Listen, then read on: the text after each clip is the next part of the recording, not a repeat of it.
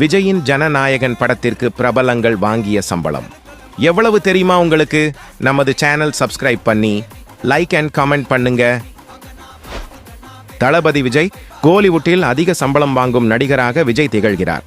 ஜனநாயகன் படத்திற்கு 220 கோடி ரூபாய் சம்பளமாக பெற்றுள்ளார்.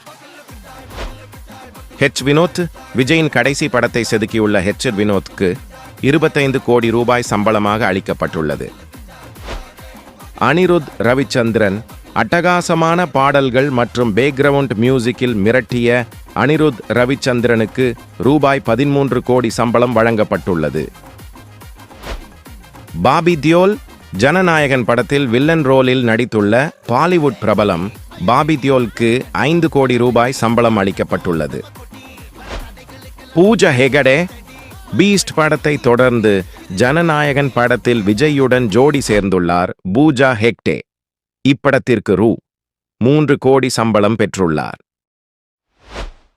மமிதா பைஜு கோலிவுட் புதிய கிரஷான மமிதா பைஜுவுக்கு ரூபாய் 60 கோடி சம்பளம் அளிக்கப்பட்டுள்ளது. விஜயின் மகள் கதாபாத்திரத்தில் நடித்துள்ளார். பிரியாமணி ஜனநாயகன் படத்தில் முக்கிய ரோலில் நடித்துள்ள பிரியாமணிக்கு 25 முதல் 30 லட்சம் சம்பளம் அளிக்கப்பட்டுள்ளது.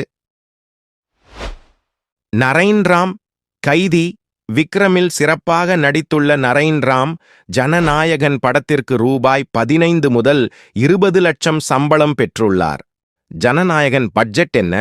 ஜனநாயகன் படத்திற்கு மொத்தமாக 500 கோடி வரை செலவிடப்பட்டுள்ளதாக பட தயாரிப்பு நிறுவனத்தை சேர்ந்த வழக்கறிஞர் நீதிமன்றத்தில் தெரிவித்தார். நமது வீடியோ பிடித்திருந்தால் ஷேர் செய்யவும்.